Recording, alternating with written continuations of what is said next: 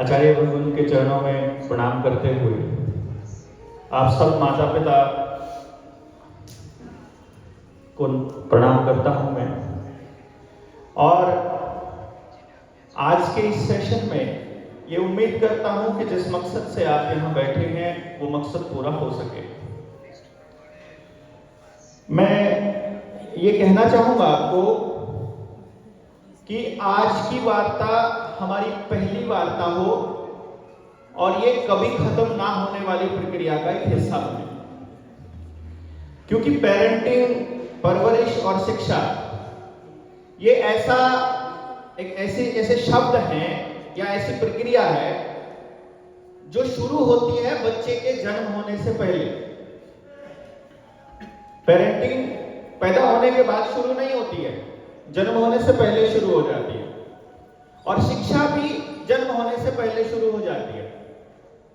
आपने अभिमन्यु का केस पढ़ा होगा, सुना होगा कि अभिमन्यु जब सुभद्रा के गर्भ में था और श्री कृष्ण उनको समझा रहे थे चक्रव्यूह को कैसे भेदना है, तो ये बताते हैं, ये कहानी है कि अभिमन्यु ने चक्रव्यूह को भेदना अपने मां के गर्भ से ही सीख लिया था।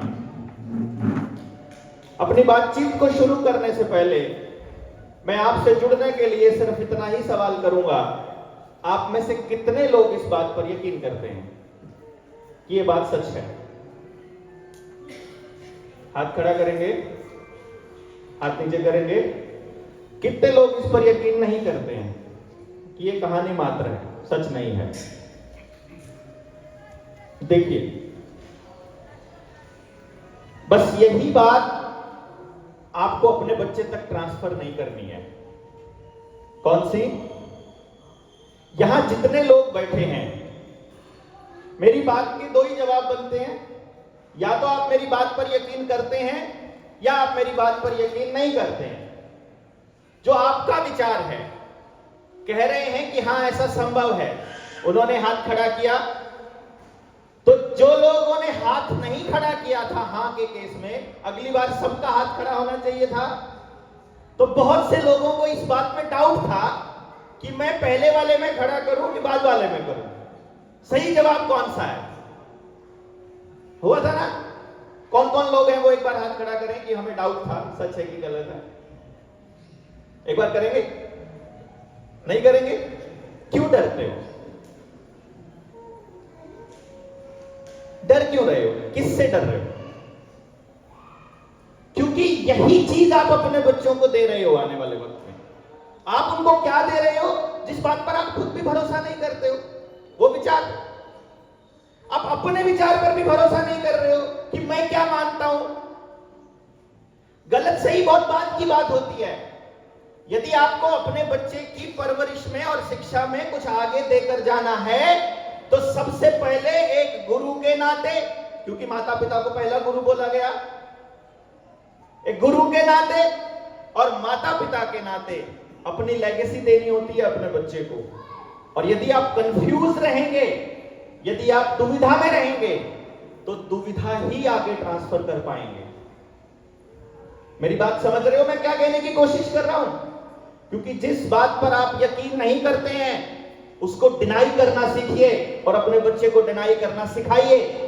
और जिस बात पर आप यकीन करते हैं उस बात के फेवर में, उस बात के पक्ष में तर्क इकट्ठे कीजिए, बात इकट्ठी कीजिए, सबूत इकट्ठी कीजिए और उस बात के पक्ष में दृढ़ता से खड़े होइए। क्योंकि तभी आप अपने बच्चे को यह बता पाएंगे आने वाले वक्त में कि उसको कैसा जीवन जीना है। परवरिश और शिक्षा का मूल उद्देश्य क्या है? यदि कोई पूछे कि मूल उद्देश्य क्या है, चलिए पूछ लेते हैं, आप इसे पूछ लेते हैं पेरेंट्स से। सबसे पहला सवाल, आपने बच्चे पैदा ही क्यों किए? देंगे जवाब? कुछ कोई हाथ खड़ा करके जवाब देगा कि हमने बच्चे ये सोचकर पैदा किए? एनीबॉडी? बहुत गलत हो जाएगा कोई भी जवाब नहीं देगा तो। फैमिली को आगे बढ़ाने के लिए। और कोई एक ही रीजन है सबका? क्या हमने केवल फैमिली को आगे बढ़ाने के लिए ही बच्चे पैदा किए हैं? जी बात करिए, बस बैठे बैठे बोल दीजिए बस खाली।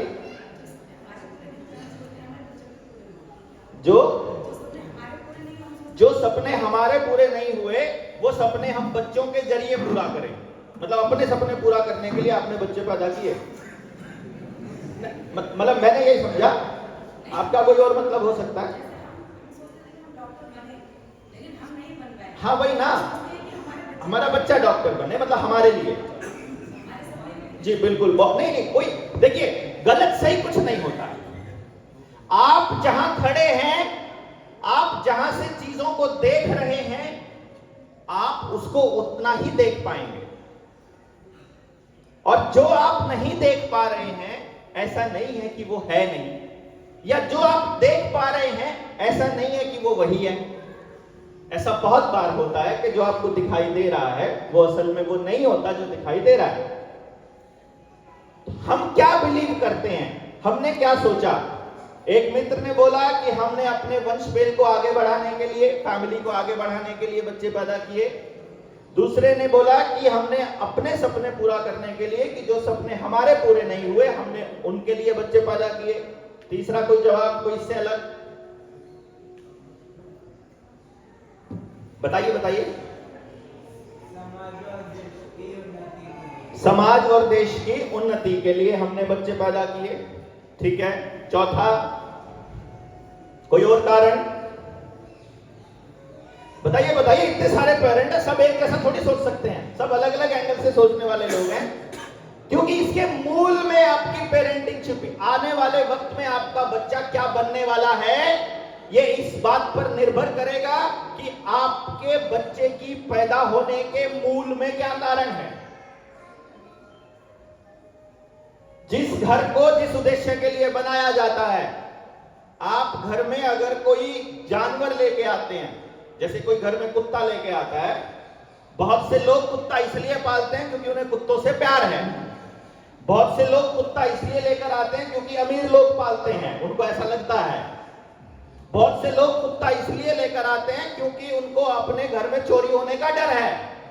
बहुत से लोग कुत्ता इसलिए पालते हैं कि उनके घर में उनके बच्चे के साथ खेलने के लिए एक छोटा पिल्ला हो जाए। So many reasons are there, सिर्फ एक कुत्ता घर में लाने का और दूसरे किसी जानवर को लेकर के आने का, टाइम पास करने के लिए, या कोई एक घर का मेंबर रहे 24 घंटे, बहुत सारे कारण। लेकिन बच्चा पैदा करने का कोई खास कारण अगर नहीं है तो फिर आप सोचिए कि हम कहां खड़े हैं। उसका रीजन है। अब मैं आपसे ये पूछने वाला हूं कि आपने अपना बच्चा पढ़ाने के लिए क्यों भेजा? क्योंकि जिन्होंने वंशबेल के लिए पैदा किया उनकी तो वंशबेल बढ़ गई, फिर पढ़ने को काहे को भेजा? वो तो हो गया काम। हाँ, पढ़ने के लिए बोलना है। अब आपको बताना है कि आपने उसको पढ़ने के लिए क्यों भेजा, और फिर दूसरा आपको बताना है कि आपने तपोवन में ही क्यों भेजा। जी बताइए। संस्कार, सभ्यता और मर्यादा आगे बढ़े, वो बच्चे में सम्मिलित हो, इसके लिए उन्होंने तपोवन में शिक्षा ग्रहण करने के लिए भेजा। और शिक्षा ग्रहण करने के लिए, पढ़ने के लिए हम अपने बच्चे को स्कूल क्यों भेजते हैं? बताइए बताइए। बोलना, आपको इंटरेक्ट करना है, ऐसे चुपचाप नहीं सुन सकते। मेरी बात 100% सही नहीं होगी जब तक आप उसके असली मकसद तक नहीं पहुंच पाएंगे। क्योंकि मेरा मकसद एक है, एक ही है मेरा मकसद, कि वो बच्चे किसी तरह बच जाएं, जिनका सत्यानाश ये समाज, ये सिस्टम, ये व्यवस्था करने पे तुल्य है। और मुझे लगता है गुरु भगवत का भी, आपका भी, सबका मकसद यही है। और एक बहुत बढ़िया चीज जो मैं यहां तपोवन में देख रहा हूं, आमतौर पे मैं माँ बाप को बोलता हूं कि भाई अगर एक तरफ मोबाइल रखा हो और एक तरफ जहर की पुड़िया रखी हो, और आपको दोनों में से एक चीज चुननी हो, तो बिना सोचे समझे जहर की पुड़िया ही दे देना। मोबाइल देने की जरूरत नहीं अपने बच्चे को, क्योंकि जो बच्चा मोबाइल के पास जाएगा या जो मोबाइल का आदी हो जाएगा, मोबाइल का देखा होगा ना आपने, नशा कितना खतरनाक होता है। ये नशा एक टाइम पे ऐसा होता है जब मोबाइल से नहीं भरता है तो उसको दूसरा नशा करना पड़ेगा, और जब घर का सब कुछ बिक जाएगा तो आखिर में उसको करना सुसाइड ही है। तो इससे पहले कि वो आखिर में जाके जहर खाए, शुरू में खिला देना चाहिए। तो यहां तपोवन में कम से कम मैं सबसे बड़ी बुराई आज की है जो इससे तो बचा हुआ है हमारा बच्चा, लेकिन मैं ये नहीं मानता कि हमने अपना बच्चा इस विद्यालय में, इस पवित्र आंगन में इसलिए दाखिल किया है कि हम सिर्फ मोबाइल से पीछा छुड़ाना चाहते थे। कोई और रीजन रहा होगा, प्लीज मुझे बताइए खुलकर, क्योंकि मैं आपसे कनेक्ट हो पाऊंगा और आपको जान पाऊंगा और आपको बता पाऊंगा कि यहां से आगे हमको क्या करना है। सर, कॉन्वेंट स्कूलों में जो जैन शिक्षा नहीं मिलती, उधर क्रिश्चियन सिस्टम से पढ़ाते हैं। वहाँ क्रिश्चियन सिस्टम से पढ़ाते हैं अंग्रेजी माध्यम से, यहाँ हम जैन शिक्षा मिल रही है। जी बहुत अच्छे जैन संस्कार मिलेंगे तो बच्चे का भविष्य आगे अच्छा रहेगा। जी बिल्कुल। नेक्स्ट, अपना और समाज का नाम रोशन करेगा।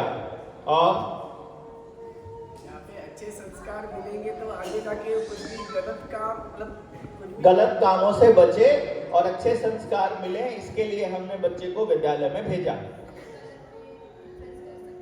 सही और गलत में भेद कर सके, जान सके कि सही क्या है और गलत क्या है, और उसके हिसाब से अपने जीवन में सही का चुनाव कर सके।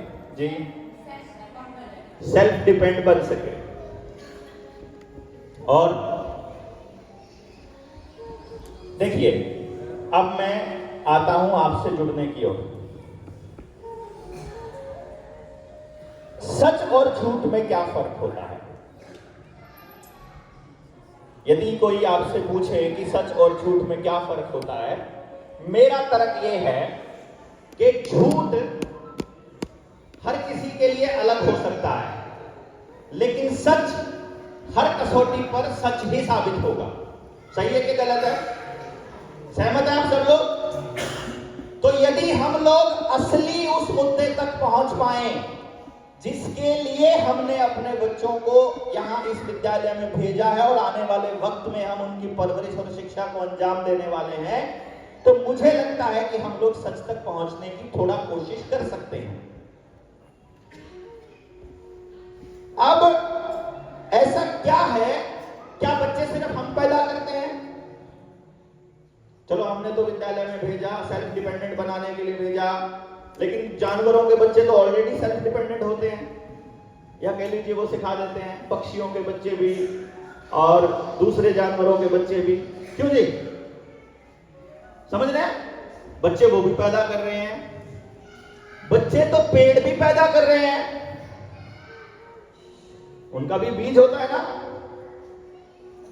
एक जो शिक्षा देने का पर्पस है, जो बच्चे पैदा करने का पर्पस है, मुझे थोड़ा सा ये समझ में आया, मुझे थोड़ा सा जितना समझ में आया मैं आपके बीच रख रहा हूं। फिर बाद में आचार्य भगवंत उसके ऊपर उनको डिनाई करेंगे कि एक्सेप्ट करेंगे। वो आचार्य भगवंत आपको बताएंगे कि मैं कितना सही हूं और हम कितना सही सोच रहे हैं। मैंने ऑब्जर्वेशन से ये पाया कि हर जीव दुनिया का अमर होना चाहता है, वो मरना ही नहीं चाहता। कोई कर्म करके अमर होना चाहता है, कोई नाम करके अमर होना चाहता है, कोई अपने ज्ञान को संग्रह करके उसे आगे तक लेकर जाने के लिए अमर होना चाहता है, कोई सच में शरीर को छोड़ना ही नहीं चाहता है, लंबे जीवन की बड़ी कामना करता रहता है। और ये पता है हर जीव को, कॉन्शियसली, सबकॉन्शियसली, अनकॉन्शियसली, जैसा भी कॉन्शियसली, उसकी चेतना को ये मालूम है। जब वो मरने वाला होता है उसको मालूम पड़ जाता है, उसकी आत्मा को मालूम पड़ जाता है कि अब शरीर छूटने वाला है, तो वो इस तरह की एक्टिविटीज करने लग जाए कि जब वो अमर होने की प्रक्रिया में जाने लगे। और तब वो एक काम करता है कि वो अपने बीज का संग्रह करता है। वो बीज जानवर भी संग्रह करता है, पेड़ भी करता है फल के रूप में, और हम सब भी करते हैं। और उस बीज में हमारा डीएनए है, और उस डीएनए में जब से हमारे भूखे पहला कोई व्यक्ति रहा होगा कभी किसी वक्त, तब से लेकर आज तक माता और पिता दोनों के डीएनए, दोनों के तजुर्बे, दोनों का ज्ञान, वो सब कुछ अपने डीएनए में आता है। यानी जब मैं बच्चा पैदा करूंगा तो बच्चे की माता और पिता दोनों ने उस वक्त तक जितना अनुभव लिया है, जो उन्होंने ज्ञान संग्रह किया है, उन दोनों ने और उनकी पिछली पीढ़ियों ने, और उनके मल्टीप्लाई करते जाओ, उन सब का ज्ञान उसके डीएनए में कोडिंग के रूप में आता है, जीन्स में। आज ये साइंटिफिकली साबित हो चुका है और ये हमारे पुरखों को भी पहले से मालूम था। इसलिए डीएनए को सुरक्षित रखने की लड़ाई लंबी चली गई ना। डीएनए को सुरक्षित रखने की लड़ाई बहुत लंबी है, ओरिजिनल बीजों को बचाने की, कि जेनेटिकली मॉडिफाइड बीज ना आए, हाइब्रिड बीज ना आए, पशु पक्षी हाइब्रिड ना हो, पेड़ पौधे हाइब्रिड ना हो। नेगेटिव ऊर्जा बोलते हैं हम लोग कि हाइब्रिड जो पेड़ पौधे हैं उनमें ऊर्जा नकारात्मक है। सुना होगा आप लोगों ने या नहीं सुना? नहीं सुना है तो मैं आपको बता रहा हूं। अर्थात अमर होने की इस प्रक्रिया को पेड़ पौधे भी समझते हैं। हमने एक केस देखा था, एक पाइपलाइन जो थी वो लीक हो गई। जब वहां गड्ढा खोदा गया, लोहे की पाइप देखा तो पेड़ की जड़ ने तोड़ रखी थी। दूर कहीं पेड़ था, पानी अवेलेबल नहीं था। पेड़ की कॉन्शियस को मालूम था कि वहां से पाइप जा रही है और पानी पॉसिबल है। वो नीचे ही नीचे जड़ आकर के उसके चारों तरफ लपेट करके ओवर द टाइम उस पाइप को तोड़ दिया उस पेड़ की जड़ ने। देखा होगा ये केसेस आपने, बहुत सारे केसेस। और वहां से वो पानी ले रहा था क्योंकि सर्वाइवल इंस्टिंक्ट सबसे बड़ा है, सबसे मजबूत है। हम जितना हो सके उतना जिंदा रहना चाहते हैं आखिरी सांस तक। यहां तक कि हम अपने घर में कोई बंदा बीमार हो जाए और हमें पता हो कि आखिरी सांसें ले रहा है, फिर भी हम उसको वेंटिलेटर पे रख करके डॉक्टर को बोलेंगे और चला लो जितने सांस चला सकते हो। होता है कि नहीं होता है? मतलब आखिरी सांस, जब तक हमारा पैसा कितना ही लग जाए, उसमें हमारी जमीन बिक जाए, गहने बिक जाए, हम उस लेवल तक जाते हैं उसकी सांस आगे चलाते रहने के लिए। That is what we call survival instinct. मतलब कि सबसे पहला काम हो गया कि हमारी संतान पैदा करने का पहला काम है, हम अपनी संतान के जरिए जिंदा रहते हैं, हम अमर होते हैं। शिक्षा का भी यही उद्देश्य मैं मानता हूं, क्योंकि यदि हम कुछ गलत काम करेंगे, यदि हम कुछ गलत काम करेंगे या हमारा बच्चा गलत काम करेगा, कोई भी आदमी जो गलत काम मतलब जो सोसाइटी में किसी हिस्से के लिए नुकसानदायक हो, उस बच्चे को, उस इंसान को कोई याद नहीं करेगा, और जो सही काम करेगा उसे याद करेंगे।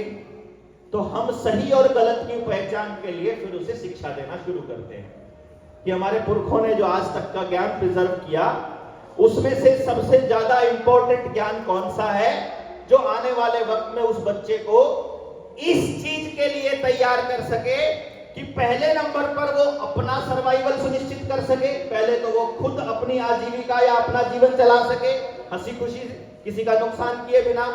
दूसरे नंबर पर वो अपने परिवार का ठीक पालन पोषण कर सके, और तीसरे नंबर पर वो समाज में अपनी भूमिका अदा कर सके सकारात्मक। यही पर्पज रहा होगा शिक्षा का भी, क्यों जी? बताइए जरा।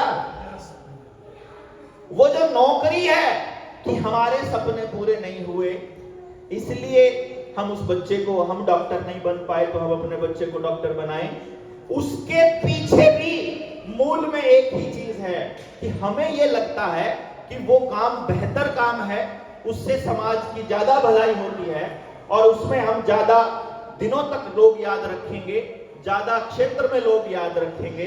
पर्पस एक ही है, पर्पस एक ही है कि अपना काम करते हुए हमारा बच्चा खुश रह सके। क्यों जी?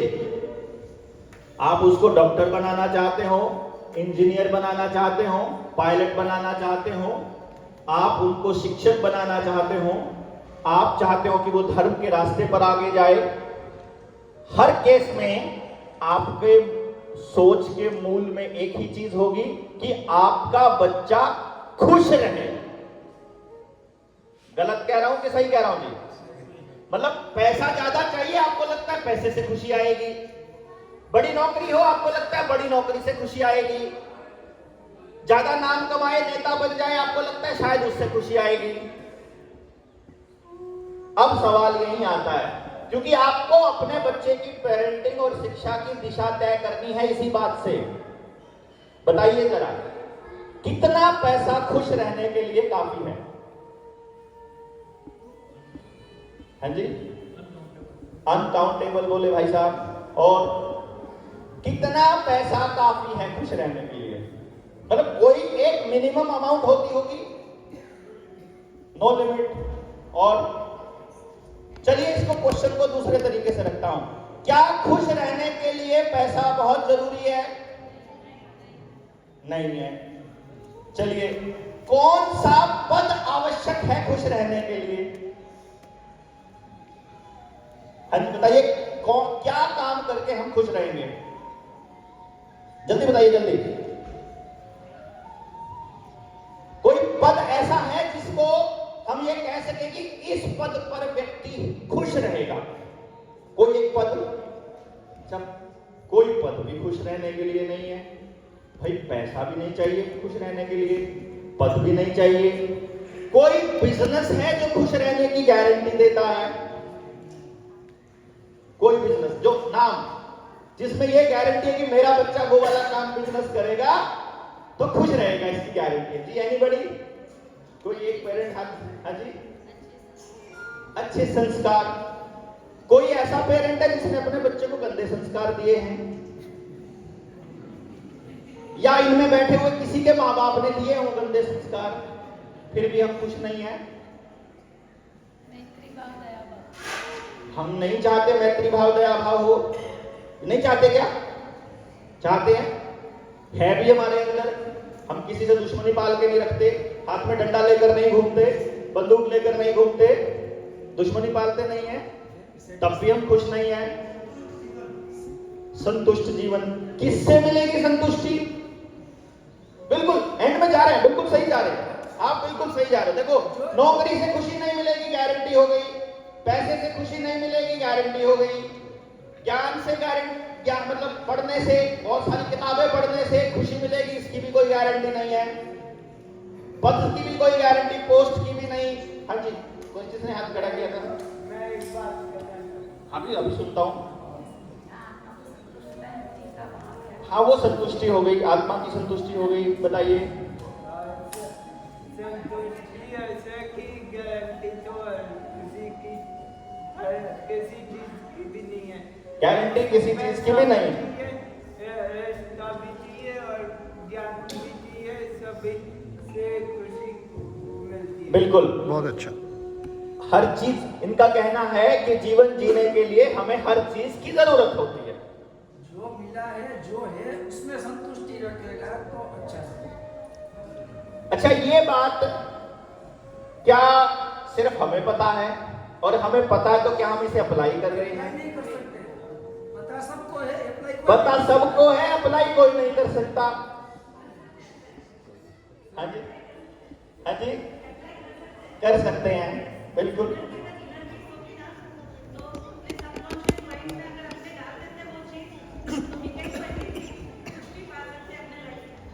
सबकॉन्शियस माइंड में यदि हम उस बात को पक्का कर सकें तो हम कोई भी चीज अपने जीवन में कर सकते हैं।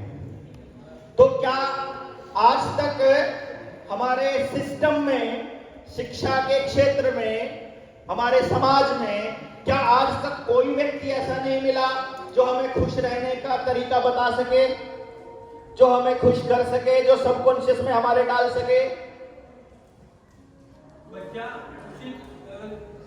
खुश रहने का एक ही तरीका है, रहने दो आप, परमात्मा ने जिस काम के लिए उसको बनाया वो काम वो करे। मैं कह रहा था पंगा डाल हो गया।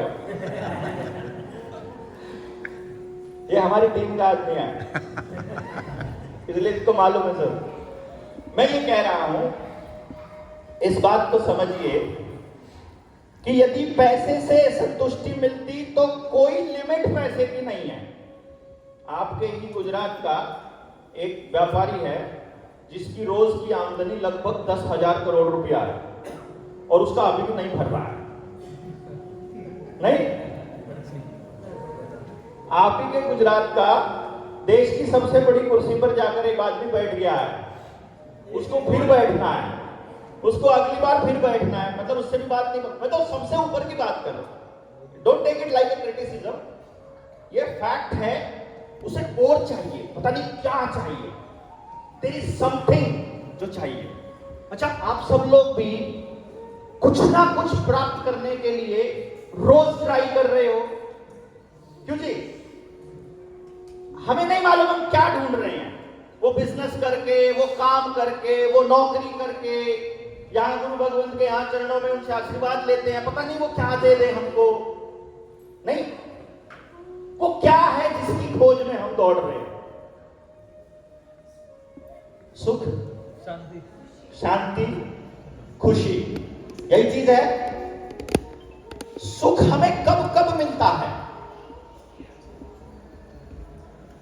कभी आपने अपने जीवन को ऐसे ध्यान में बैठकर आंख बंद करके बस एक बार ऑब्जर्व करने के लिए कि मैं ज्यादा दिमाग नहीं लगाऊंगा, जो हो रहा है बस उसको देखूंगा, ज्यादा नहीं दिमाग लगाना, सोचना नहीं, जो ज्ञान लोगों ने दिया, जो किताबों में लिखा वो नहीं, जो हो रहा है बस उसे देखना है खाली। क्योंकि जो हो रहा है उसको वैसे ही देखने से बहुत सारे सवालों के जवाब मिलेंगे, उसको वैसे देख करके एक्सेप्ट करने से, उसे स्वीकार करने से बहुत सारे सवालों के जवाब मिलेंगे। तो क्या कभी आपने ऑब्जर्व किया है कि हमें खुशी कैसे मिलती है? कभी तो कुछ किया होगा, कभी कोई तो दिमाग में आया होगा। जैसे किसी को, हमारे फैमिली में किसी को जरूरत थी या दोस्तों में किसी को जरूरत थी, हमने उसकी जरूरत पूरी कर दी, उसकी मदद कर दी, तो अंदर में एक संतुष्टि का भाव आता है कि नहीं आता है? रात को सोचा था सुबह 6 बजे उठेंगे, अगर 5:45 नींद खुल जाए तो मजा सा आता है। नहीं, अब इमेजिन करिए जरा, एक बार सोचिए, बहुत छोटी सी बात है ये, और छोटी नहीं है, बड़ी बात है। मोबाइल पर गेम खेलने लगे हो, खेलते हो ना, कैंडी क्रश वगैरह खेलते ही होंगे, मतलब कुछ खेलते हैं कुछ नहीं खेलते। लूडो खेलते, कोई लूडो खेलता है, कोई रेस लगाने वाली खेलता है, कोई बंदूक मारने वाली खेलता है, कोई लेवल पार करने वाली खेलता है। लेकिन सोचो, पहला लेवल पार होता है तो हाँ कुछ किया नहीं, फिर मन करता है अगला लेवल भी पार करते हैं, फिर करता है अगला भी पार करते हैं, और फिर उस दलदल में घुस जाते हैं। क्योंकि हर लेवल को पार करते वक्त हमको अंदर कुछ संतुष्टि का भाव आ रहा है, होता है ऐसा। यानी कि तीसरा, जब आप अपने परिवार के लिए भोजन बनाते हो, अपने बच्चों को जब आप खाना खिलाते हो और ऐसे वेट करते रहते हो कि एक बार बस तारीफ कर दे, नहीं, बस एक बार ये कहते खाना बहुत अच्छा बना है, ओह मजा आ गया, पूरा किए कराए पे आनंद का लेप लग जाएगा। आपने कोई काम किया है और आपके घर में कोई व्यक्ति आपकी उस बात के लिए प्रेज कर दे, बहुत अच्छा किया, तो कुछ आनंद आता है थोड़ा बहुत, मतलब मैं थोड़े ये इसलिए बता रहा हूं क्योंकि इस थोड़े आनंद से असल आनंद की तरफ जाने का रास्ता खुलेगा। हमें समझ में आने लगेगा कि बच्चे को जिस सुख की कामना के उद्देश्य से हम अपने पालन पोषण और शिक्षा उसे दे रहे हैं, क्या वो हम कर पा रहे हैं?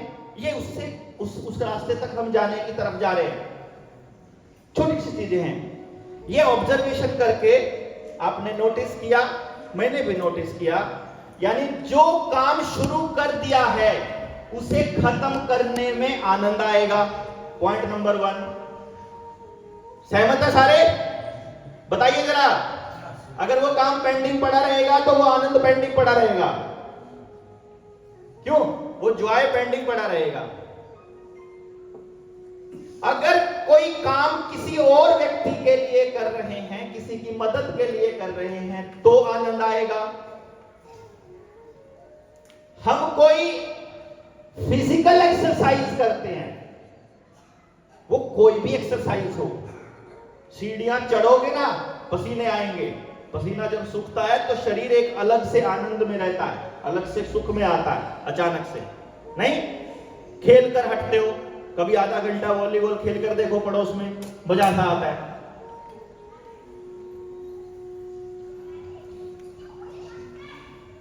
अर्थात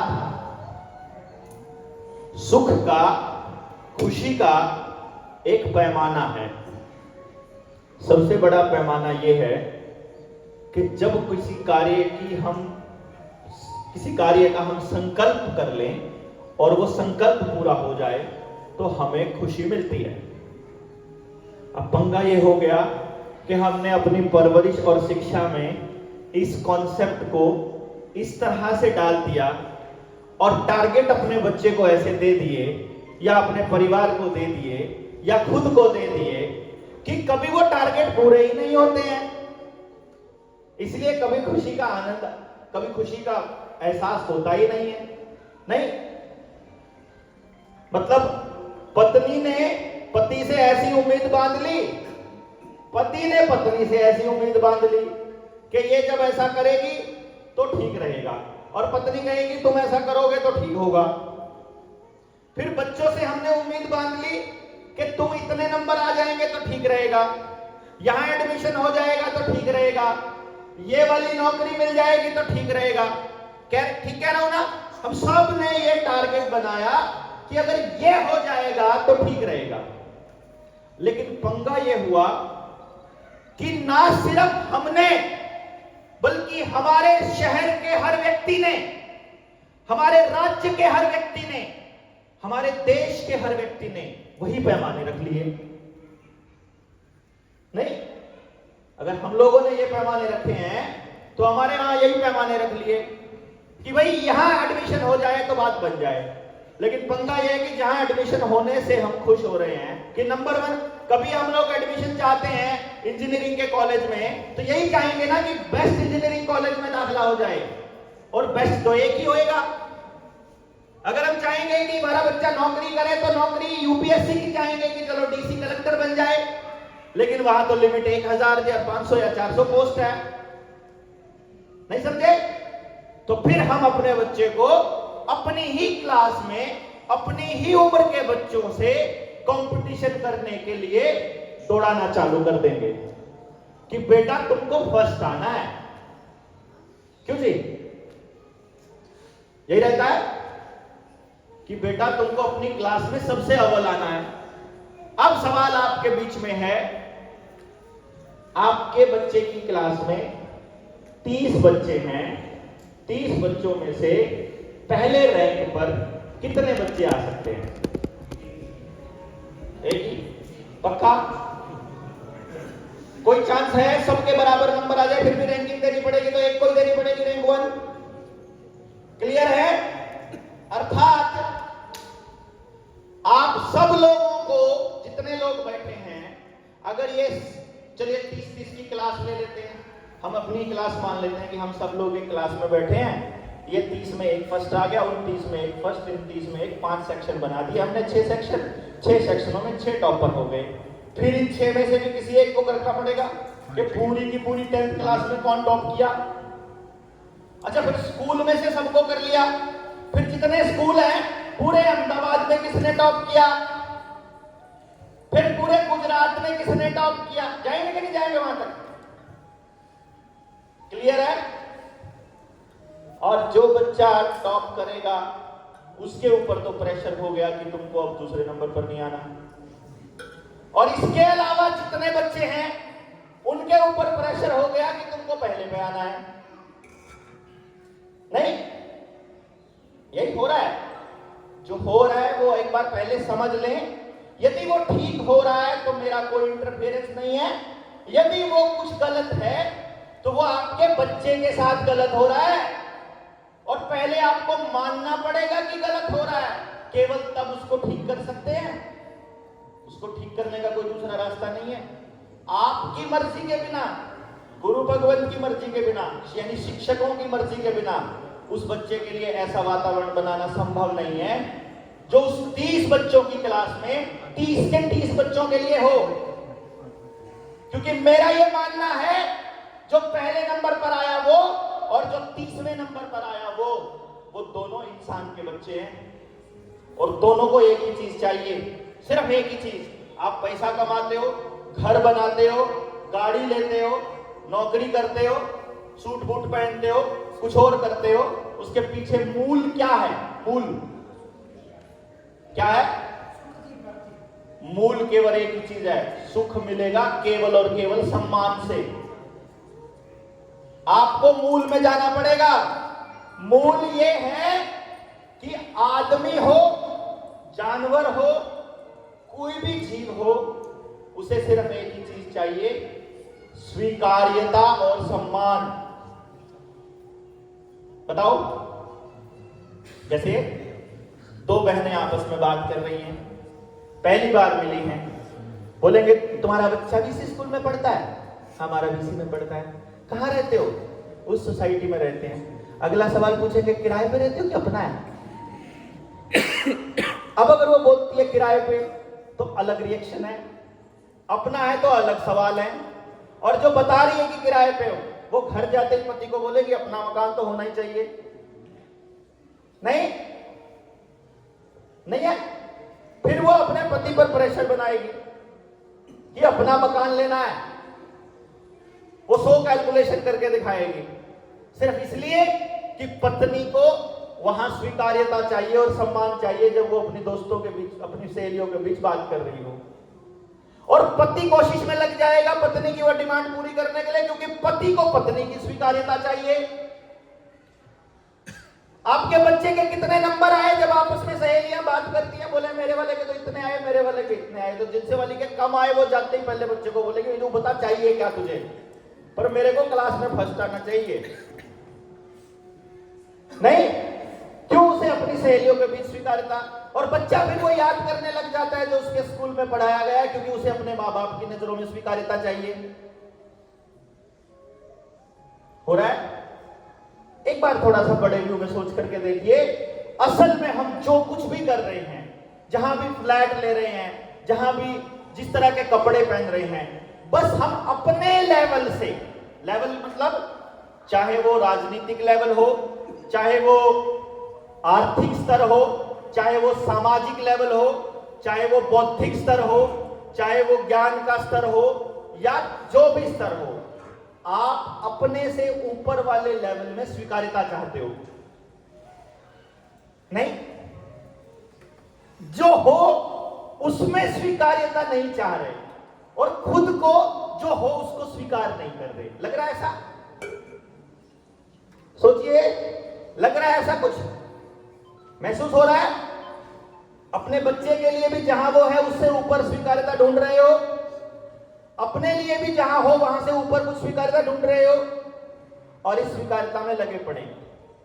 लेकिन वही एक आदमी है, वही एक फकीर है, कोट पैंट भी नहीं पहना हुआ, सूट बूट भी नहीं पहना हुआ, आपसे उनके पास फ्लैट भी नहीं है, मकान भी नहीं है, उनको उन्होंने देख लिया, जान लिया कि इन सब चीजों से कुछ नहीं होने वाला, और उन्होंने देखा, पा गए कि एक्सेप्टेंस, खुद को एक्सेप्ट कर लो तो फिर बाकी सब लोग एक्सेप्ट कर लेंगे।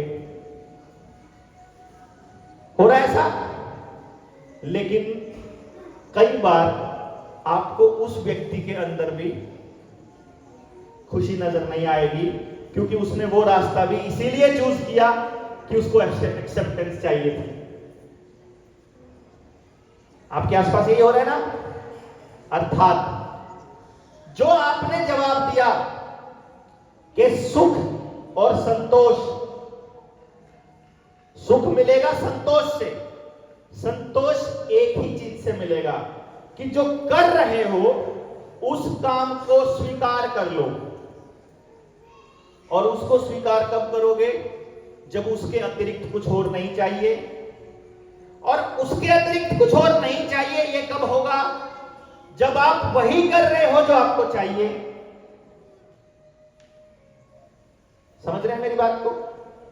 क्लास में जो पढ़ाने वाले लोग हैं, जो शिक्षक हैं, उनको मालूम है अच्छे से कि क्लास में एक बच्चा है जो सारा दिन बॉडी पार्ट हिलाता रहता है। कभी हाथ हिलाएगा, कभी गर्दन हिलाएगा, कभी पैर हिलाएगा, कभी पेन से कुछ लिखता रहेगा। जैसे ही टीचर मतलब आंखों से ओझल हुआ नहीं, अपनी बेंच से उठ के खड़ा होगा, पूरी क्लास में एक चक्कर काट के आ जाएगा। कुछ नहीं करा उसने, उसका बॉडी उसको बैठने ही नहीं दे रहा। एक दूसरा बच्चा भी है, एक दूसरा बच्चा भी है, वो क्या कर रहा है? वो अपने रिसेस के टाइम को, आधी छुट्टी का जो समय है, उसे आधा घंटा मिला है, सभी बच्चे बाहर खेल रहे हैं, खेलने का समय है, वो अपने बस्ते पर ही बैठा है, वो कहीं नहीं जा रहा है, उसको वहीं बैठे बैठे आनंद आ रहा है। उसको बोलेंगे तुम बाहर खेल लो, बोला नहीं यहीं ठीक हूं। होता है ऐसा? कोई बहुत बोलना चाहता है, कोई बिल्कुल नहीं बोलना चाहता। किसी को मेले में जाकर, शादी में जाकर बड़ा मजा आ रहा है, कोई कहता तुम ही जाओ, मेरे को नहीं जाना है। कोई मोबाइल के साथ चिपका हुआ है, कोई किताबों से चिपका हुआ है, किसी को मोटरसाइकिल का शौक है, किसी को गाड़ी का शौक है। सबको अलग अलग चीजें चाहिए। क्या सबको एक चीज चाहिए? नहीं चाहिए। अर्थात सुख की अगर तह तक जाना है तो हमको बच्चे की उस जरूरत तक जाना होगा जो उसे चाहिए। यानी ये लाइन पे कांटा मारना पड़ेगा कि जो सपने हमारे थे वो हमने बच्चे के थ्रू पूरे करने हैं। इसको छोड़ना पड़ेगा। रिस्पेक्टफुली बोल रहा हूं। तो क्या करना पड़ेगा कि मेरे सपने नहीं, मेरे बच्चे के कुछ सपने ऐसे हैं जो वो बता नहीं पा रहा, क्योंकि उसके पास अभी शब्दकोश नहीं है, क्योंकि उसके पास अभी अपनी बातें एक्सप्रेस करने का रास्ता नहीं है, परंतु उसकी हरकतें हमें बता रही हैं, रोज बता रही है कि इसके अंदर कितनी जिज्ञासा है, इसमें कितनी ऊर्जा है, ये किस तरह की चीजों को पसंद कर रहा है, ये किस चीज के ऊपर कैसे रिएक्ट कर रहा है, ये क्या चाहता है, ये अपने आसपास के लोगों से क्या चाहता है, ये अपने जीवन से क्या चाहता है। उसका हर कदम हमें कुछ ना कुछ इशारा कर रहा है। हम माँ बाप का और शिक्षकों का ये दायित्व बनता है कि हम उस बच्चे के उस मूल प्रवृत्ति को पहचान सकें कि इसको क्या चाहिए। सहमत है? हाँ जी। प्रकृति ने एक बहुत ही खूबसूरत इंतजाम किया है। इस धरती पर आने वाले प्रत्येक जीव का इंतजाम करके भेजा है। पंगा कब होता है? जब सबको वही चाहिए, सबको एक ही चीज चाहिए तो शॉर्ट पड़ जाएगी। लेकिन जिसको वो चाहिए, जिसके लिए वो बनाया गया है, कुछ भी शॉर्ट नहीं पड़ेगा। सबके लिए सारे इंतजाम किए हुए हैं। ये अपनी 20, 22, 25 साल की तजुर्बे, रिसर्च और लोगों से बातचीत करने के बाद मैंने निष्कर्ष निकाला। हमने लोगों को कहा सभी बच्चे पढ़ने के लिए नहीं पैदा हुए। हमने माँ बाप को कहा कि सभी बच्चों में से मात्र 10 से 15% बच्चा पढ़ने के लिए बना है और 85% से ज्यादा बच्चा इस काम के लिए बना है कि जो पढ़ने लिखने वाले लोग हैं उन्होंने पढ़ लिख करके जो रिसर्च हमको दी, जो रिजल्ट हमको दिए, उसका मानव कल्याण के लिए किस तरह से उपयोग किया जाए, वो हम सारे के सारे भूल गए। हाँ जी, वो हम सारे के सारे भूल गए और हमने अपने सभी बच्चों को या तो पढ़ने के पीछे दौड़ा दिया, या सबको नौकरी के पीछे दौड़ा दिया, या सबको बिजनेस के पीछे दौड़ा दिया, या सबको शेयर मार्केट के पीछे दौड़ा दिया, या सबको इस चीज के पीछे या उस चीज के पीछे। मूल प्रवृत्ति क्या है बच्चे की, इसकी तरफ ध्यान नहीं गया। मैं आप सब लोगों के बीच में आया हूं केवल एक बात रखने के लिए कि परमात्मा ने हर बच्चे को यूनिक बनाया है, अद्वितीय बनाया है, उसको कुछ ना कुछ खास दिया है, कुछ ना कुछ स्पेशल दिया है, जिसका इस्तेमाल करके वो अपने समाज का भी भला कर सकता है, अपने परिवार का पालन पोषण भी कर सकता है, अपनी आजीविका भी कमा सकता है और सम्मान के साथ और स्वीकार्यता के साथ कर सकता है। क्योंकि यदि आप वही कर रहे हो जिसके लिए आपको परमात्मा ने बनाया है, उसी टाइम आप परमात्मा से जुड़ जाते हो। एक ही चैनल है बस, अदरवाइज कितना ही पैसे के पीछे भाग लीजिए, कितना ही नौकरियों के पीछे भाग लीजिए, यूपीएससी को तैयारी करवाने वाले 800 आईएएस बनाने वाले ने भी सुसाइड किया, यूपीएससी करे हुए आईएएस ने भी किया। क्यों जी? और मैं तो ये कहूंगा, बड़े उद्योगपतियों ने ना किया हो तो बताओ, नेताओं ने ना किया हो तो बताओ, बिजनेसमैन ने ना किया हो तो बताओ, साधु संतों ने ना किया हो तो बताओ। समझ गए? यानी कि कार्य को कौन सा कर रहे हो ये सुख की गारंटी नहीं है। आप यदि वही कर रहे हो जैसे आपको बनाया है, इसका कैसे पता चलेगा भाई? द बिगेस्ट क्वेश्चन, सबसे बड़ा सवाल। धारा का एक प्रवाह होता है, आपके दिमाग में ऊर्जा का एक फ्लो है। जैसे नदी होती है ना, नदी बह रही है, आपको वो नदी के अंदर तैरना है। आपके पास 3 रास्ते हैं तैरने के। पहला, उतर के आप धारा के विपरीत चलने चालू हो जाओ। दूसरा, उस नदी को ऐसे डायगोनली क्रॉस करने लग जाओ, मतलब परपेंडिकुलरली क्रॉस करना, मतलब इधर से उधर, एक किनारे से दूसरे किनारे। और तीसरा, जिधर वो धारा जा रही है उधर ही चल पड़ो तैरने के लिए। ज्यादा दूर तक और ज्यादा आनंदमय तरीका कौन सा रहेगा? समझ गए? धारा की दिशा में ज्यादा आनंदमय तरीके से आप लोग तैर सकते हो। ये एक पैमाना है ये समझने का कि जो दिमाग की धारा है, जो ऊर्जा हमारे अंदर बह रही है, जो ऊपर से प्रकृति से हमको मिला है, यदि उस धारा को समझ लिया जाए और उस धारा की दिशा में ही बच्चे की दिशा तय कर दी जाए, तो आपका हर एक व्यक्ति का, हर माँ बाप का बच्चा अपनी उस अल्टीमेट हैप्पीनेस को प्राप्त कर सकता है। यह ड्यूटी बनती है किसकी? माँ बाप की और शिक्षकों की। बच्चे की तो नहीं बनती होगी। आज के वक्त में जो सबसे खतरनाक हालात हैं वो क्या है कि यदि तुम्हारा सिलेक्शन नहीं हुआ तो तुम जिम्मेदार, तुम निकम्मे, तुम बेवकूफ, तुम नकारा, तुम कामचोर। यही होता है, यही हो रहा है ना भाई? एक बात बताइए, थोड़ा दिमाग लगा के बताइए, सोच कर बताइए। एक भर्ती निकली चपड़ासी की, भर्ती होने हैं 2000 बच्चे, 2000 चपड़ासी भर्ती होने हैं। फॉर्म आ गए 10 लाख। 14 घंटे पढ़कर आपका सिलेक्शन होगा या 20 घंटे पढ़कर होगा? सिफारिश से लगोगे, पैसे देकर लगोगे, जैसे भी लगोगे, जैसे भी नौकरी मिले, क्या 2000 से ज्यादा बच्चों को नौकरी मिल सकती है? बताइए जरा। नहीं मिल सकती। इसका मतलब 10 लाख में से 9,98,000 बच्चों को नहीं मिलनी है, ये तय है। समझ गए?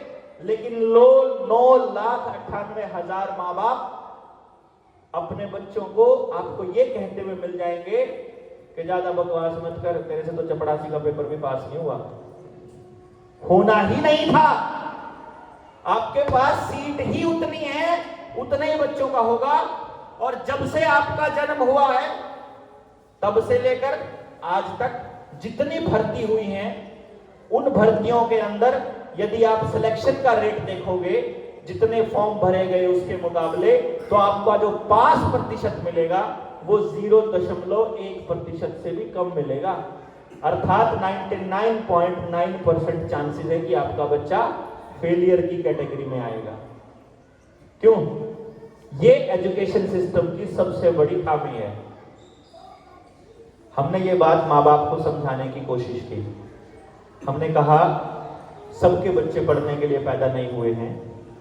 आपका दायित्व है कि आप ये तय कर सकें कि आपका बच्चे के पास कौन सा टैलेंट है, उसका ऊर्जा का प्रवाह कैसा है, उसको किस तरह की परवरिश और किस तरह की शिक्षा दी जाए, ये तय करना बहुत जरूरी है। माँ बाप ने कहा रहने दो, ये सिर्फ किताबी बातें हैं, जरूरी नहीं है। हमारे वाला बच्चा तो पढ़ के राजी ही नहीं है, किताब ही नहीं उठाता है, बात ही नहीं मानता है, कुछ भी कहो खाने को तोड़ता है, आंखें दिखाता है, गुस्सा भी करता है, चिड़चिड़ा भी है, पता नहीं बहुत सारी बातें हैं। भाई मुझे एक बात बता दो, जितने माँ बाप यहाँ बैठे हुए, कोई भी एक माँ बाप, आप में से कितने माँ बाप, कितने लोग हैं जो चाहते हैं कि आपके माँ बाप की नजरों में आपका ग्रेड, आपका लेवल डाउन चला जाए? बताइए, कितने लोग हैं जो चाहते हैं कि उनके माँ बाप उनको एक निकम्मी औलाद के तौर पे जाने? बताओ, है कोई? तो क्या आपका बच्चा चाहता होगा कि आपकी नजरों में वो कमजोर या नकारा या कामचोर साबित हो जाए? चाहता होगा क्या? नहीं चाहता ना। इसका मतलब कुछ ना कुछ ऐसा है उसके दिमाग में जो उसे मजबूर कर रहा है वैसा बिहेवियर शो करने के लिए। हम माँ बाप का यह दायित्व बनता है उस कुछ ना कुछ को देख पाए, उस कुछ ना कुछ को पहचान पाए। सहमत किया? सहमत? अरे बोल तो दो, सहमत है? हमारा काम है कि नहीं है? चाहे टीचर्स का हो, चाहे माँ बाप का हो, लेकिन ये तय है बच्चे का नहीं। बच्चे को नहीं पता है, उससे ज्यादा तजुर्बा हमारा है, उससे ज्यादा ताकतवर हम हैं, उससे ज्यादा धन हमारे पास है, उससे ज्यादा समाज की शक्ति हमारे साथ है, उससे ज्यादा सब कुछ हमारे पास है। उसके पास तो केवल अपना समय है, उसको जैसे आप यूटिलाइज करना चाहो वो यूटिलाइज कर लेगा। आप उसको जिस स्कूल में भेजते हो वहीं चला जाता है, जिस टीचर के पास भेजते हो वहीं चला जाता है, जो सिलेबस पढ़ने को बोलते हो वो पढ़ लेता है, जितना उससे याद होता है वो कर लेता है। उसके बाद भी आप उसे फेलियर कैसे कह सकते हैं? नहीं तो फेलियर कौन हुआ, सिस्टम या बच्चा? सिस्टम फेलियर हुआ ना, हम फेल हुए ना। माँ बाप के तौर पे जिस दिन हम ये मान जाएंगे कि हम माँ बाप के तौर पे फेल हुए, उसी दिन तो ठीक करने चलोगे ना सिस्टम। क्यों जी? पहले तो ये मानना पड़ेगा ना कि जो हो रहा है वो गलत हो रहा है। और जिस दिन ये मान लोगे उस दिन यकीन मानिए आपके चक्षु खुलने शुरू होंगे, चीजें गलत और सही नजर आनी शुरू होंगी। समझ रहे हैं? जब चीजें साफ साफ दिखाई देने लग जाएंगी। मैं अपने बच्चे को स्कूल भेजता था ना, अभी तो वो कॉलेज में चला गया। जब मैं उसे स्कूल भेजता था तो मैं उसे एक बात कहता था, मैं कहा गलती से भी पढ़ मत लियो स्कूल में जाके। स्कूल में तुझे पढ़ने के लिए नहीं भेज रहा, स्कूल में तुझे इसलिए भेज रहा हूं कि तेरी उम्र के बच्चे हैं, वहां तुझे उनके साथ दोस्ती करनी है, सोशलाइज होना है, सामाजिक अपनी जो गठबंधन है वो बनाना है। मैं तुझे पढ़ने के लिए नहीं भेज रहा, क्योंकि पढ़ने का काम तो हमें सेल्फ करना पड़ता है। और सेल्फ करने के लिए असली गुरु कौन होगा? असली गुरु वो होगा जो बच्चे को कभी भी ना पढ़ाए। है ना? अजीब लगेगा ना? असली गुरु वो होगा जो कभी भी ना पढ़ाए। फिर क्या करे वो ऐसा माहौल पैदा कर दे कि बच्चा खुद पीछे पड़ जाए कि मुझे बताओ ये कैसे हुआ, ये कैसे होगा, ये क्यों है, ये क्या है। जब वो जानने के लिए खुद पूछेगा फिर आप देखना क्या मजबूती होती है। जब कभी मकान, सब लोगों ने मकान बनाए ही होंगे, दीवार बनाई ही होगी। जब दीवार बनती है ना, ये दीवार है, तो वो जो मिस्त्री होता है वो ऐसे ईंटें रखता है एक एक करके पूरी साबित। वो देखता है यहां पहुंच गया, अब इतनी सी ईंट के लिए जगह बच गई, तो अब उसके साइज की वो ईंट तोड़ता है। क्या आपने देखा उस ईंट को वो किनारे पर कभी लगाता है? वो कभी भी नहीं लगाता। वो क्या करता है? इधर से पूरी ईंटें लगाता है, इधर से पूरी ईंटें लगाता है, और जो बीच में जगह बच जाती है फिर उसके साइज की ईंट तोड़ के उसमें फिट करता है। वो कहता है इससे मजबूत दीवार बने। मैंने इसको जब बच्चों के केस में ऑब्जर्व किया, मैंने देखा कि बच्चे को जब बताते हो तो वो कम सीखता है, और बच्चा जब पूछता है तो ज्यादा सीखता है। बताते टाइम तो 3 बार बताना पड़ता है, और जब पूछ रहा है उस टाइम पे सही बता दो तो सिर्फ 1 ही बार बताना पड़ता है। इसका मतलब बताना नहीं है, माहौल ये पैदा करना है कि वो खुद से पूछे। सिखाना है, याद नहीं करवाना, रटवाना नहीं है। तो मैंने वो माहौल बनाया। मैं जब माँ बाप को समझाया करता तो माँ बाप बोलते तेरा बच्चा पैदा होगा ना तब देखना। मेरा बच्चा पैदा हो गया, मैंने सोचा इसके ऊपर काम करके दुनिया को दिखाऊंगा कि देखो इसने भी कर लिया। वो थोड़ा प्री मैच्योर डिलीवरी हो गई, डॉक्टर कहने लगे इसका दिमाग इतना तेज नहीं होएगा। मैंने कहा जैसा होगा कोई बात नहीं, देख लेंगे। बोले बीमार रहा करेगा।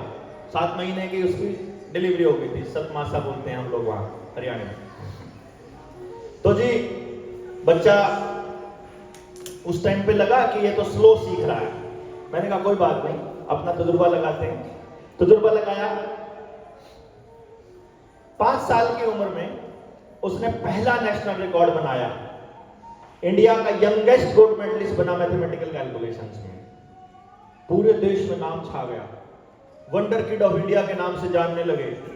पूछने लगे अरे 5 साल की उम्र में 1000 तक पहाड़े याद हो गए। 5 साल की उम्र में universe, periodic table, human anatomy और पता नहीं क्या क्या चीजों के बारे में जानकारी हो गई। तो मैंने लोगों को बोला देखो 5 साल के बच्चे ने कर दिया। फिर और 2 साल मेहनत किया।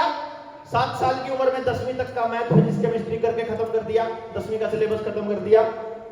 मैंने कहा देखो कर दिया 7 साल की उम्र में। तो लोगों ने कहा तुम्हारा बच्चा था इसलिए हो गया, क्योंकि तुम भी इंटेलिजेंट थे, ये भी इंटेलिजेंट है। ले भाई। फिर मैंने और एग्जांपल दिए समाज के सामने। उसी वक्त टेलीविजन पे खूब आपने देखा होगा, यशस्वी के 1 साल बाद टीवी पर आने लगा गूगल बॉय, कौटिल्य पंडित, उसकी खबरें आने लगी। मैंने कहा ये देखो इसके दादाजी सामाजिक के टीचर थे, इस बच्चे के अंदर मैथ सीखने की कैपेसिटी थी, माहौल मिलते ही क्या टॉप गया। फिर एक लड़की आई जो 14 भाषाएं बोलती है, जानवी कितने एक्सेंट्स बोलती है वो अलग अलग देशों के। उसके अंदर लिंग्विस्टिक इंटेलिजेंस थी, उसके पिता ने सिर्फ एक्सपोजर दिया था, वो अपने आप टॉप कर गई। फिर बहुत सारे बच्चे आए तो हमने कहा देखो ये सारे बच्चे भी एक्सीलेंट है। एक कोई मैथ साइंस में है, कोई मैथ में है, कोई आर्ट में है, कोई म्यूजिक में है, कोई डांस में है, कोई तबले में है, कोई हारमोनियम में है, कोई किसी में कोई किसी में। फिर माँ बाप बोले, जब हमने कहा देखो कितने सारे बच्चे हैं, तो फिर क्या बोलते माँ बाप, अरे नहीं नहीं ये तो बच्चे ही गिफ्टेड है, हमारे वाला ही निकम्मा है, हमारे वाला नहीं मानता। मैंने कहा यार अब इनको कैसे समझाएं। हमने 2014-15 में एक चैलेंज प्रोग्राम दिया। मैं चंडीगढ़ में रहता हूं, ट्राई सिटी में, चंडीगढ़, पंचकुला, मोहाली, उनके स्कूलों को मैंने चिट्ठी लिखी। स्कूल को बोला, प्रिंसिपल को जाकर के मिला, उसको स्पेशल एक चिट्ठी दी कि हम कंडक्ट कर रहे हैं doctor Dev challenge program from lowest scorer to the highest achiever. हम आपके स्कूल का सबसे कमजोर बच्चा चाहते हैं कि आप अपने स्कूल का वो बच्चा दे दो जो ना किसी की बात मानता, ना किसी की सुनता, बदतमीज है, आपके लिहाज से पढ़ता नहीं है, निकम्मा है, फेलियर है, गुंडा है, बदमाश जैसा भी है, आप हमें वो बच्चा दे दो जो तुम कहते हो कि हमारे स्कूल का सबसे आखिरी लेवल पे बैठा बच्चा है, वो हमको दो। हम तैयार करके दिखाते हैं कि असल में ये बच्चा हीरा है। हमने 20 बच्चे लिए 20 स्कूलों से, सब अपने एकेडमिक वीक बच्चे। आप सर्च करेंगे डॉक्टर देव चैलेंज प्रोग्राम, आपको मिल जाएगा 2016 का। 18 बच्चों ने सेशन कंप्लीट किया। आप सरप्राइज होंगे, 18 के 18 बच्चों ने जो सबसे लो स्कोरर थे अपने अपने स्कूल टॉप किए। Math, physics, chemistry 100 out of 100, 100 out of 100, 100 out of 100। फिर हमने माँ बाप को बोला कि अगर सबसे कमजोर बच्चा भी 100 में से 100 ले सकता है, अगर पूरी क्लास 100 में से 100 नंबर ले ले, तब आपके पास अपने बच्चे के लिए प्लेस है क्या? तब आपके पास उसके लिए जगह है क्या? है क्या? नहीं है ना? देन काहे को फिर नंबरों के पीछे दौड़े? काहे को नहीं बच्चे को जीवन के लिए तैयार करते? काहे को उसको समाज के लिए तैयार करते? क्यों नहीं उसको उस दिशा में लेकर जाते जिसके लिए बना है? क्यों नहीं उसकी अल्टीमेट हैप्पीनेस की दिशा में उसको लेकर के जाते? तब एक बात समझ में आई कि भाई नेता नहीं करेगा। नेता करेगा कि आपके बच्चे के लिए? टीचर को मालूम नहीं है, क्योंकि हमारे यहां गधे पालने की तो ट्रेनिंग दी जाती है, भैंस पालने की, मछली पालन की, सूअर पालने की भी ट्रेनिंग दी जाती है। बच्चा पालने पे बात नहीं होती यहां पे, क्यों जी? होती है क्या? कोई अहमदाबाद में है इंस्टीट्यूट जो बच्चे के पालन पोषण पे बात करता हो? डेडिकेटेड टू दिस ओनली है? दुर्भाग्य नहीं है जी, बच्चे पे बात नहीं हो रही है, जानवरों पे होती है। और सबको एक दिशा में लेकर के जा रहे हैं। तब हमने कहा कि भाई अब हमें यह पता लग गया कि deputy collector, SDM, tehsildar, patwari, sarpanch, MLA, MP, CM, PM, ये आपके बच्चे के लिए कुछ नहीं करने वाले।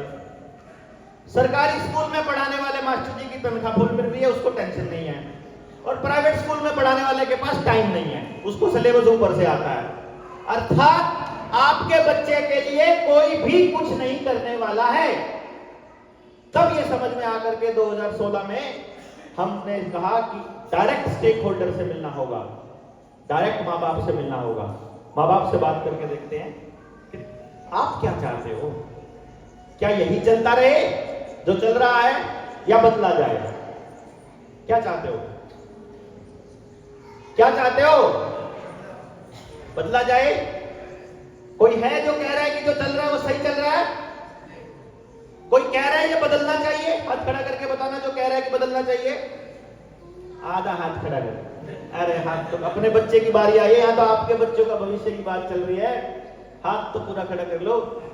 अगर ये बदलना चाहिए तो जी बाहर से तो कोई नहीं आएगा, हम सबको मिलकर बदलना पड़ेगा।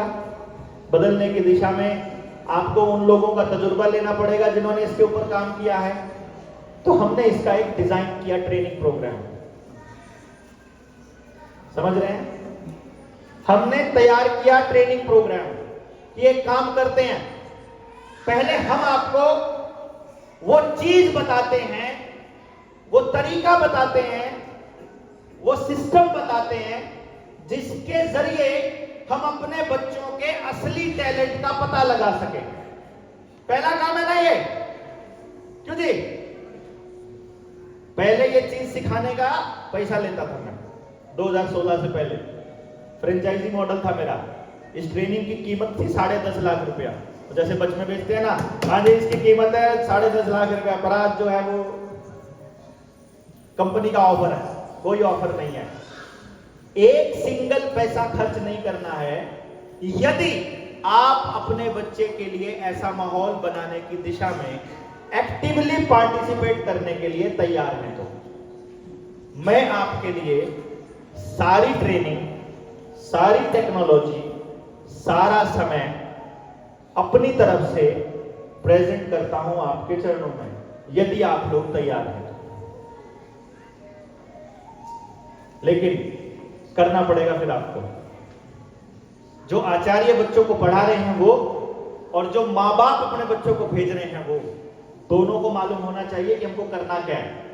प्रत्येक बच्चे के बारे में, विद्यालय में जितने बच्चे हैं 550 बच्चा है ना, 550 के 550 के लिए ऐसा डिजाइन किया जा सकता है सिलेबस जिसमें एक भी बच्चा यहां से निकलने के बाद बेरोजगार नहीं रहेगा। दूसरी गारंटी, जो करेगा उसमें डूब कर करेगा, परफेक्शन के साथ करेगा, खुशी से करेगा और पूरी जिंदगी खुश रहेगा। अपने जीविका भी चलाएगा, परिवार को भी पालेगा और समाज के लिए भी योगदान देगा, बशर्ते कि हम टीचर और पेरेंट मिलकर के इस दिशा में काम करें। यदि पेरेंट्स ने टीचर के भरोसे छोड़ दिया, यदि आचार्य भगवान आप देखो हमें नहीं पता, नहीं होगा, पॉसिबल ही नहीं है। और अगर आचार्य भगवान कहे कि हमारे पास तो नहीं कर पा रहा है, आप करवा दो, तो भी नहीं बनेगी बात। ना माँ बाप कर पाएंगे, ना ही स्कूल कर पाएगा, विद्यालय कर पाएगा। ये काम करना पड़ेगा समाज को, क्योंकि शिक्षा समाज का विषय है, माँ बाप का व्यक्तिगत विषय नहीं है। बच्चा माँ बाप के जरिए पैदा जरूर हुआ है, माँ बाप की मलकियत नहीं है उसके ऊपर, माँ बाप की जागीर नहीं है, वो प्रॉपर्टी नहीं है। वो बच्चा समाज की जागीर है और उसको समाज के लिए ही तैयार किया जाना होता है। उसको तैयार करने की जिम्मेदारी पूरे समाज की होती है। तो समाज का वो अंग होने के नाते मैं आप सबके सामने इस बात का प्रपोजल देता हूं कि कम से कम अगली मीटिंग तक हम लोग इस ट्रेनिंग प्रोग्राम को पूरा कर लें। पॉसिबल है? क्या आप लोग अपने जीवन के 30-40 घंटे दे सकते हो अपने बच्चे को समझने के लिए? कौन कौन है जो दे सकता है? दे सकते हैं ना? घर पे बैठकर देना है, कोई पैसा नहीं देना है, इससे अच्छी तो बात ही नहीं है। घर पे बैठकर और अपनी सुविधा के अनुसार रोज का 1 घंटा देना है कि रोज के 2 घंटे देना है, डोंट वरी। दूसरा नंबर, यह है पहला स्टेप। दूसरा स्टेप, समाज में कोई भी बड़ा बदलाव जब होता है तो सबसे पहले सोच में बदलाव करना होता है। पहले सोच में आएगा कि हाँ बदलना है, फिर कैसे होगा, किस तरह से होगा, वो तब समझ में आएगा जब पूरा सिनेरियो समझ में आएगा।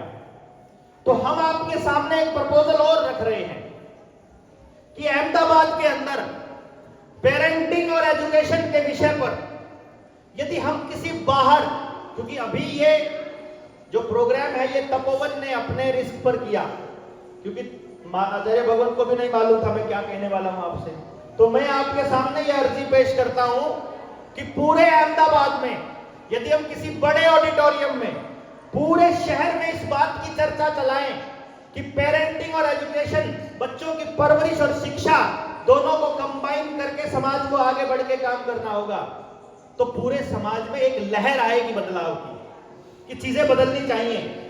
रीजन ये है कि सिर्फ तपोवन में चीजें ठीक कर दोगे तो जब बच्चा यहां से बाहर निकलेगा तो वही कचरा समाज मिलेगा।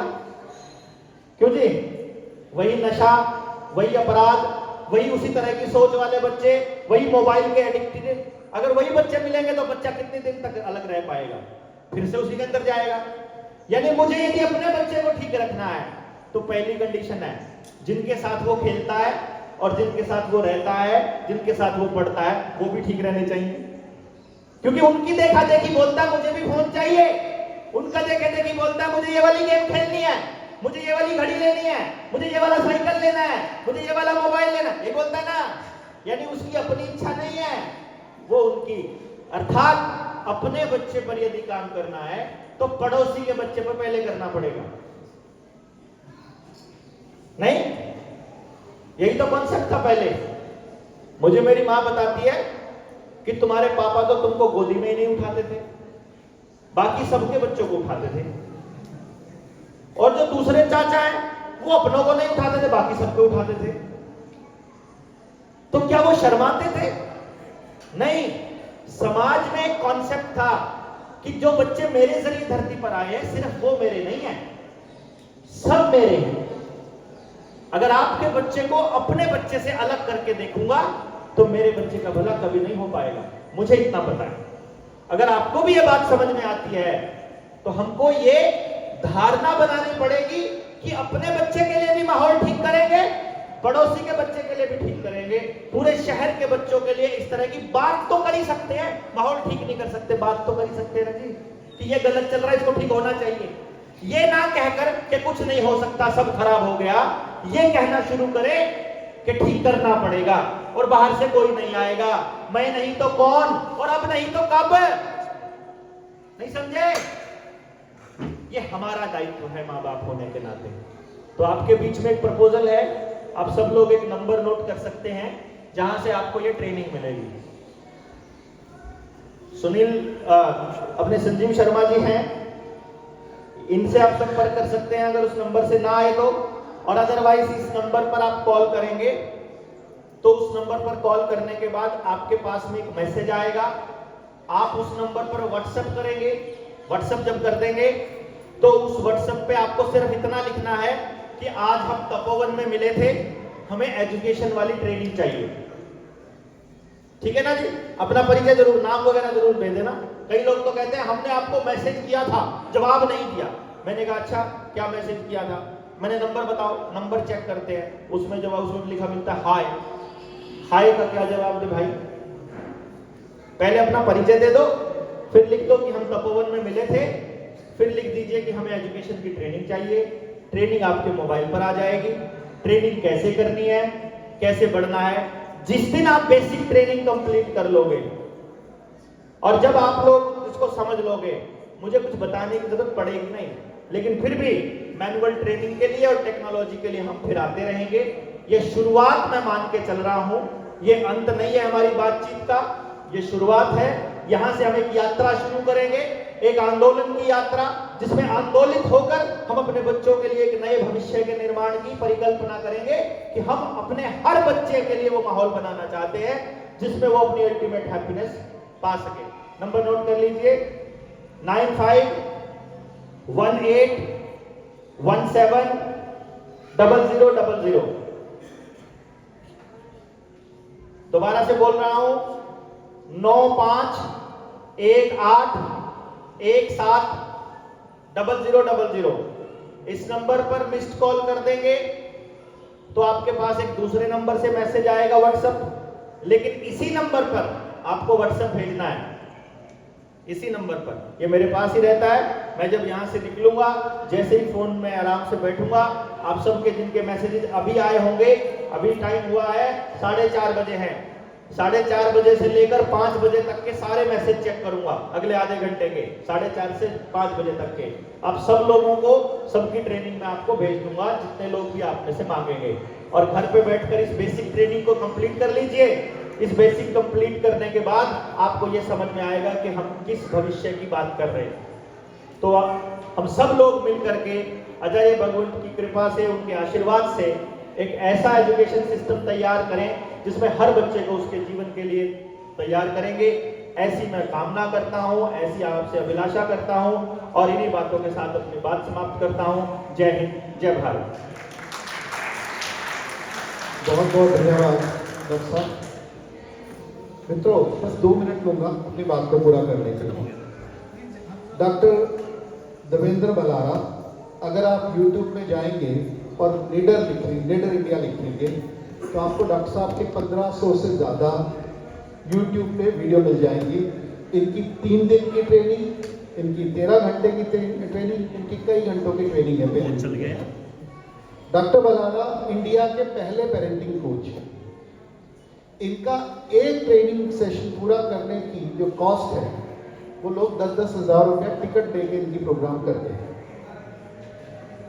इनका जो ट्रेनिंग प्रोग्राम इन्होंने आपको अभी ऑफर किया है, इस प्रोग्राम की जो कॉस्ट है, आज से 8 साल पहले 2016 तक इस प्रोग्राम की कॉस्ट थी 10 लाख रुपया, जो इन्होंने फ्री में आपको अभी दी है। इस ट्रेनिंग प्रोग्राम में आपको ये पता चलेगा कि आपके बच्चे का मूल टैलेंट क्या है।